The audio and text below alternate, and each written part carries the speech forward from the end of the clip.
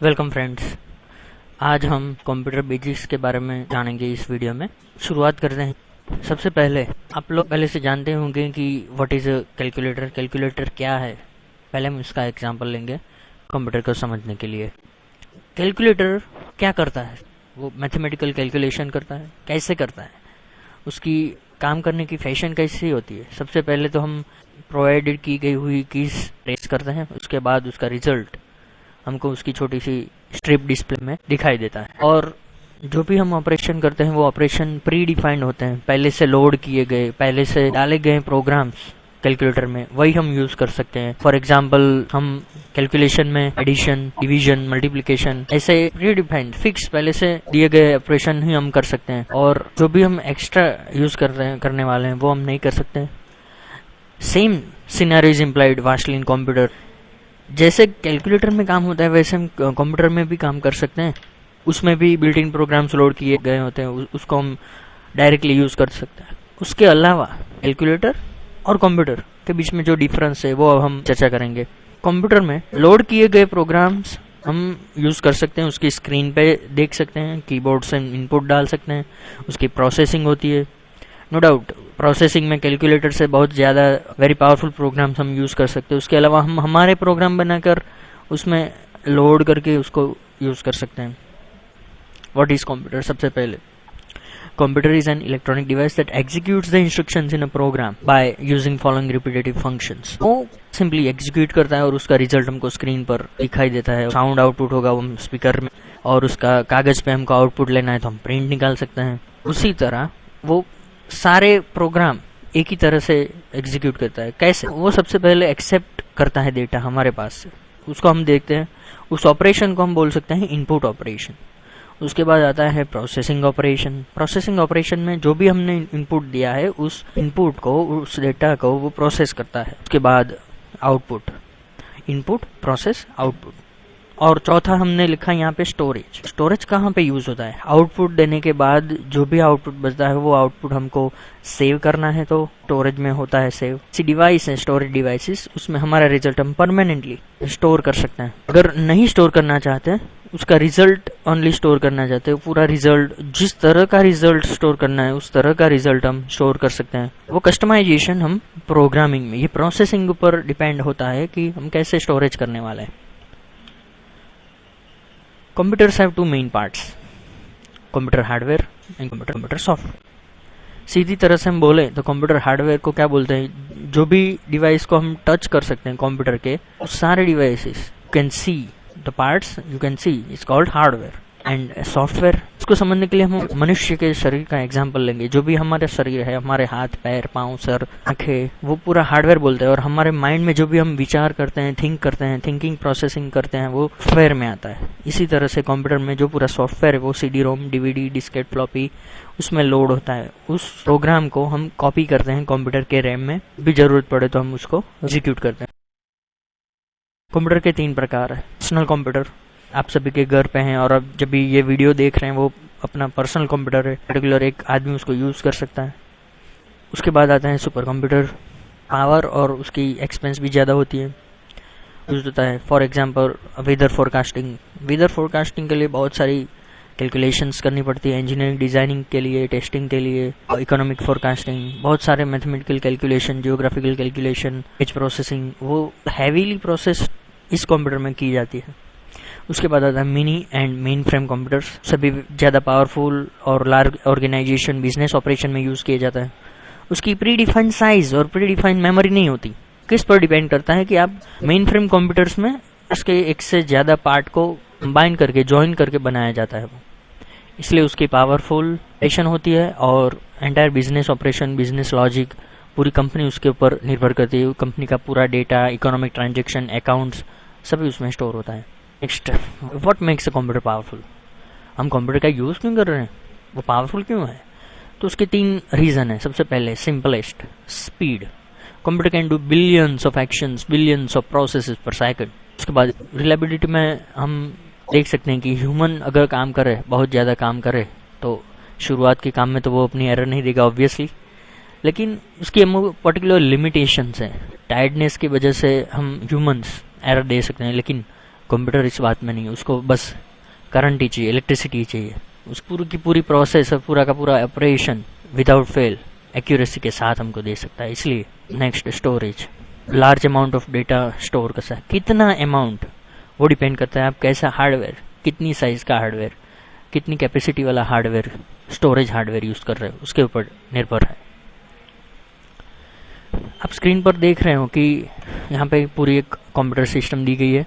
उसमें मॉनिटर एक नंबर पे यहाँ पे दिखाई देता है, मतलब सीपीयू केस। उसके अंदर मदरबोर्ड और ये हार्डवेयर और सॉफ्टवेयर लोड किए गए हैं। पूरी प्रोसेसिंग इसमें ही होने वाली है। उसके बाद ये माउस, ये कीबोर्ड, ये स्कैनर, प्रिंटर एंड ये मॉडेम, जो कि नेटवर्क कनेक्टिविटी, इंटरनेट कनेक्टिविटी में यूज होता है। हम आगे देखते हैं अब इनपुट, प्रोसेस, आउटपुट और मेमोरी। सबसे पहले इनपुट के भी टाइप्स होते हैं। यहाँ पे हमने डिस्कस किए हैं पूरे 4 टाइप्स। पहले टाइप्स में है डेटा। हम इनपुट में डेटा देने वाले हैं। Data means the raw facts given to the computer, simple.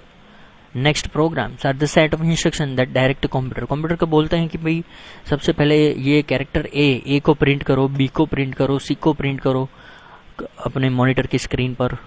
जो ABC प्रिंट करने के जो हमने आदेश दिए हैं वो आदेश पूरे कंबाइन होते हैं, तो उसको हम बोलते हैं प्रोग्राम्स। उसके बाद कमांड्स वो पर्टिकुलर एक ऑप्शन, फॉर एग्जांपल तो ओपन करना है, क्लोज करना है, सेव करना है, एक ही ऑपरेशन एक बार होती है, उसको कमांड बोलते हैं। सेविंग का कमांड, क्लोज करने का कमांड, ओपन करने का कमांड। चौथा है इनपुट देने के लिए हम को चौथी कैटेगरी में देते हैं रिस्पॉन्स। फॉर एग्जांपल कंप्यूटर हमको पूछता है कि आपको ये प्रोग्राम सेव करना है, आपको कंप्यूटर बंद करना है, यस, नो, ओके। ये पूरा इंटरेक्शन है, उसको यूजर रिस्पॉन्स बोलते हैं। 4 आर से हम कंप्यूटर को इनपुट दे सकते हैं, डेटा, प्रोग्राम, कमांड और यूजर रिस्पॉन्स। डिटेल में देखते हैं कि पहले कंप्यूटर के इनपुट डिवाइसेस में हम लेंगे the keyboard. Keyboard is still commonest way of entering information. सबसे पहला और कॉमन जनरल यूज होने वाला डिवाइसेस है जो कि कंप्यूटर में इनपुट देने के लिए यूज होता है। यहाँ पे 2 प्रकार के कीबोर्ड दिखाई देते हैं आपको। पहले वाला ये लेफ्ट साइड दिखाई देता है, वो सिंपल कीबोर्ड्स, एंड यहाँ पे मल्टीमीडिया कीबोर्ड। इसमें एडिशनल कीज होती है, start, stop, multimedia, playing songs, internet में कनेक्ट होने के लिए स्विच और स्लीप की स्विच। दूसरे डिवाइसेस हैं पॉइंटिंग डिवाइसेस, जो कि माउस है। उसमें 2 टाइप के माउस आते हैं, पहला रोलर वाला mouse and laser mouse. Roller ball वाला माउस में नीचे एक हार्ड रोलर बॉल होता है। जब भी हम माउस को पकड़ के उसको मूव करते तो वो रोलर घूमता है, और घूमने से अपना करंट अपने एक्स और वाई कोऑर्डिनेट्स कंप्यूटर को देता है। उस एक्स और वाई के कोऑर्डिनेट्स के अनुसार वो हमारा पॉइंट एरो स्क्रीन पर मूवमेंट करता है। लेजर माउस में यही एक्टिविटी होती है, लेकिन उसमें रोलर बॉल नहीं होता। ये पूरा एक्स और वाई कोऑर्डिनेट वो लेजर से काउंट करता है, इसलिए उसको लेजर माउस बोलते हैं।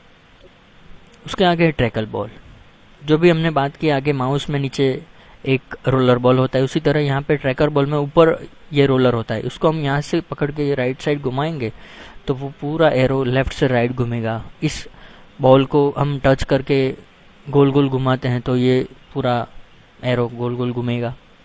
ये भी एक प्रकार का इनपुट डिवाइस है जो कि पॉइंटिंग में यूज होता है, पॉइंटिंग करने के लिए।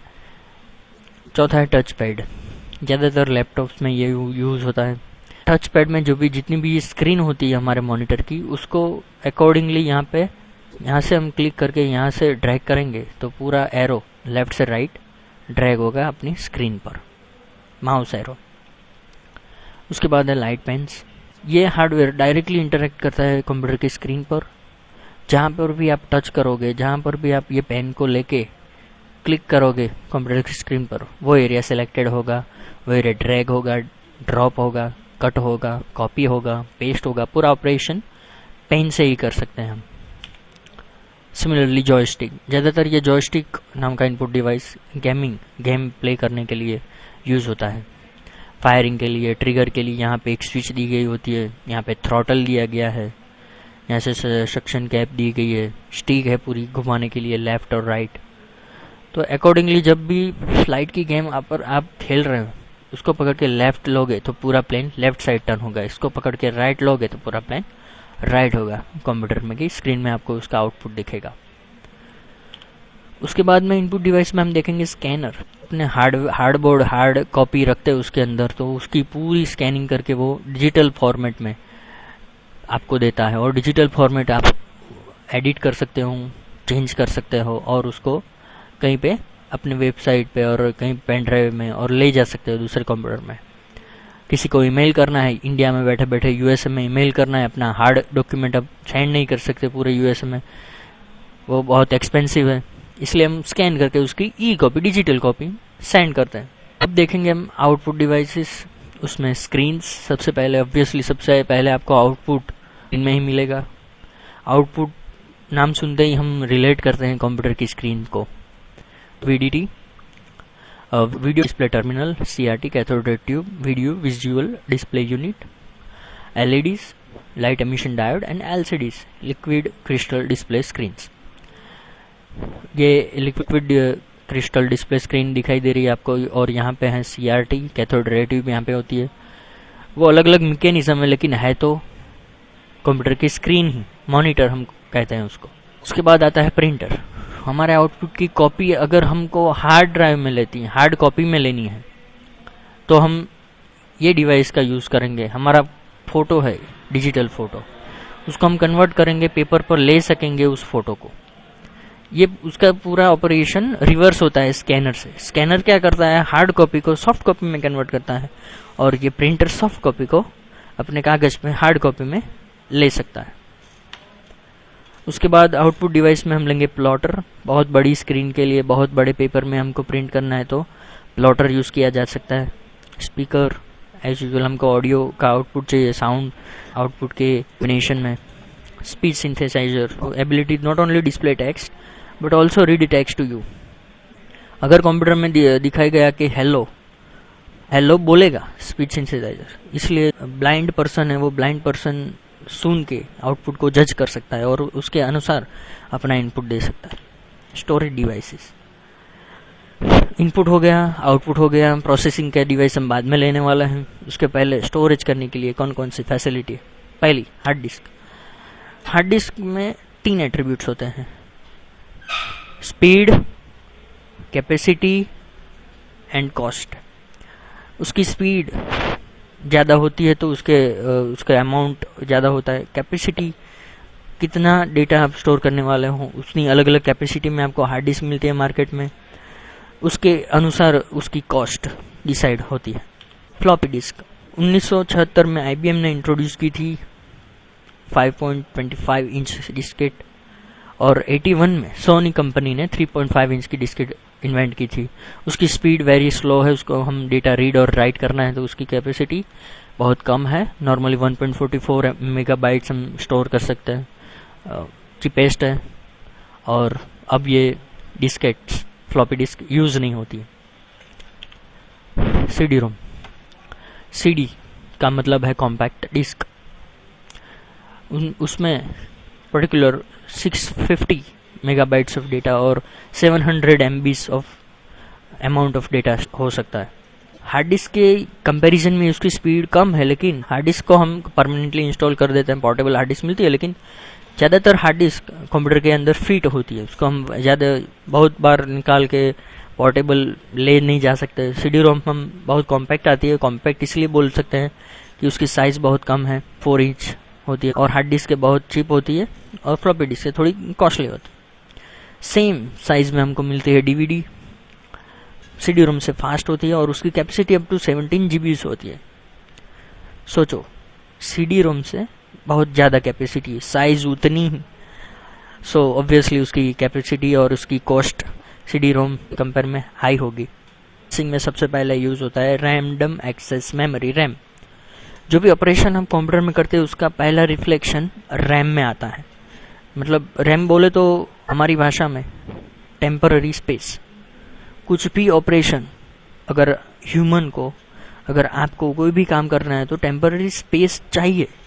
हम एक एग्जांपल लेते हैं कि अभी हम खाना पकाना है तो खाना पकाने के लिए हमें किचन चाहिए, गैस स्टोव चाहिए, आपको सारे हार्डवेयर दे दिए गए, सारे बर्तन आपको दे दिए, लेकिन जगह नहीं होगी तो आप कहाँ पे बनाओगे। उसी तरह जो टेम्पररी स्पेस होती है वो बोली जाती है रैम।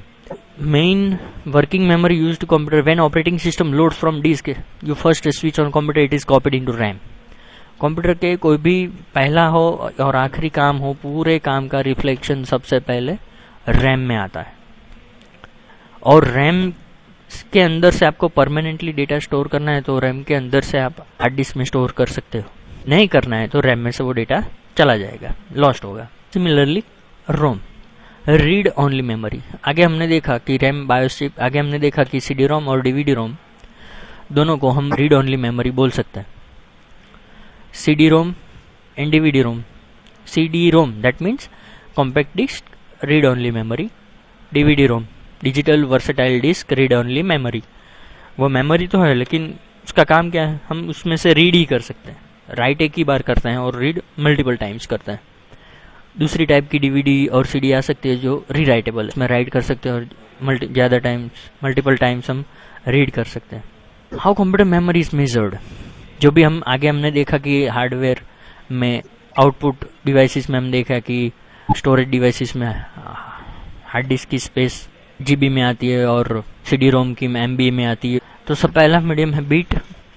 कंप्यूटर जो भी ऑपरेशन करता है वो 1 और 0 बाइनरी नंबर सिस्टम में ही करता है, और 1 और 0 को हम बिट्स बोलते हैं।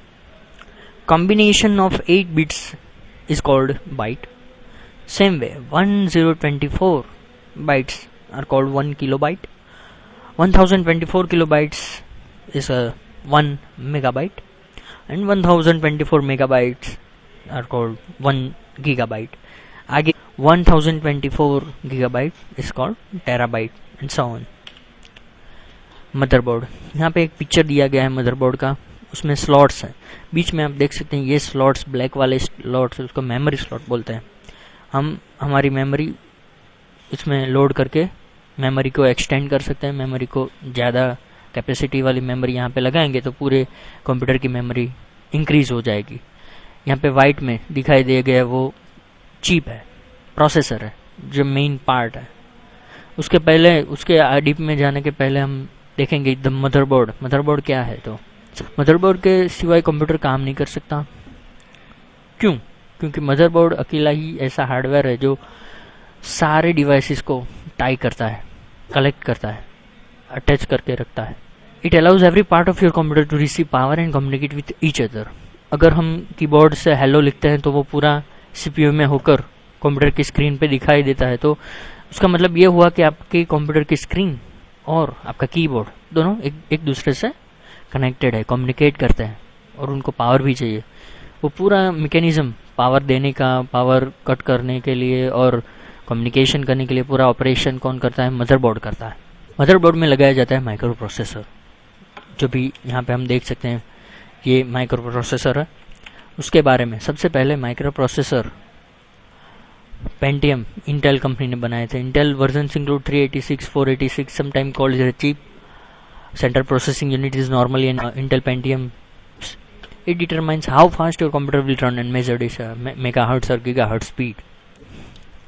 जो भी आप कैलकुलेशन करते हैं, आपके पास सारे डिवाइसेस हैं, सारे स्टोरेज डिवाइसेस है, इनपुट डिवाइसेस है, आउटपुट डिवाइसेस है, लेकिन वो डिवाइस काम कैसे करेंगे, कितनी स्पीड में काम करेंगे, वो किसके ऊपर डिपेंड होता है? माइक्रो प्रोसेसर के ऊपर डिपेंड होता है. अगर आपका माइक्रो प्रोसेसर की स्पीड कम है और पूरे सारे अच्छे अच्छे डिवाइस आपने लगा के रखे, फिर भी आपका आउटपुट फास्ट नहीं आएगा, क्योंकि वो फास्ट में कॉपरेशन नहीं कर सकते हैं.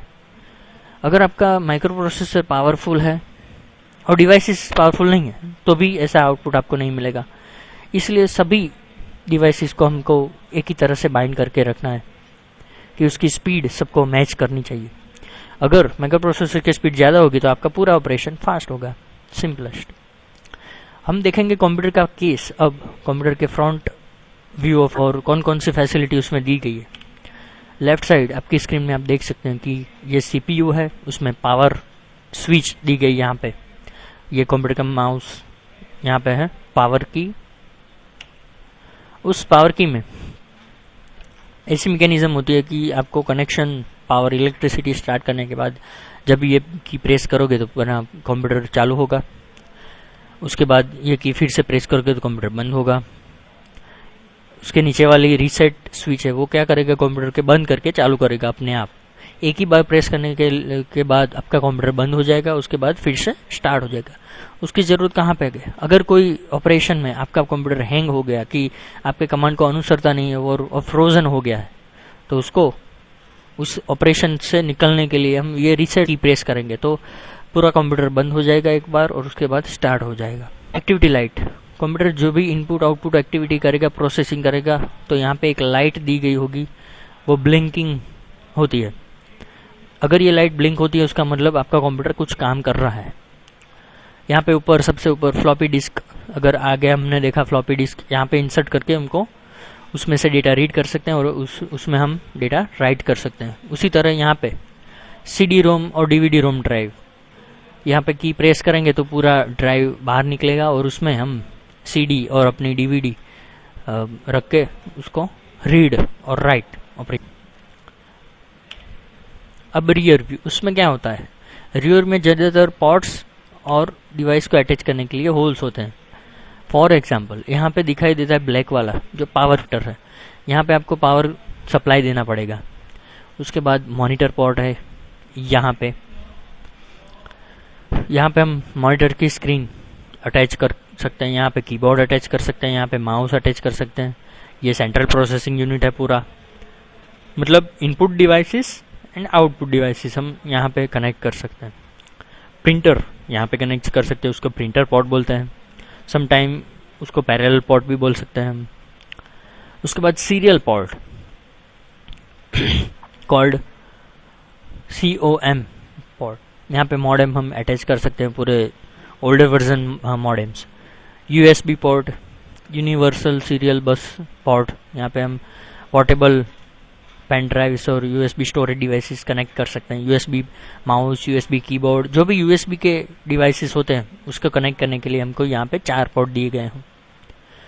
उसके बाद साउंड का रिकॉर्डर और आउटपुट ऑपरेशन के लिए कनेक्शन यहाँ पे दे सकते हैं हम।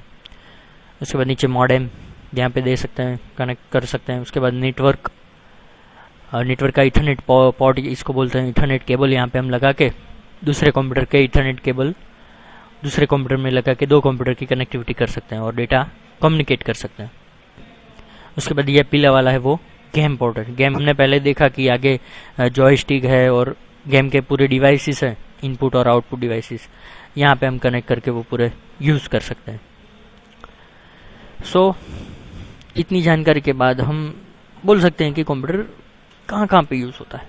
इधरिंग डेटा, क्रिएटिंग ग्राफ्स, अलग तरह के चार्ट्स, पेपर को राइट करने के लिए, बिजनेस करने के लिए, स्प्रेडशीट डेटा को फॉर्मेटिंग करने के लिए, मैनेजिंग एम्प्लॉयज़, डिज़ाइन कैपेबिलिटीज और कंप्यूटर्स, गेमिंग कर सकते हैं, नेटवर्किंग कर सकते हैं, multiply use of single computer over the network.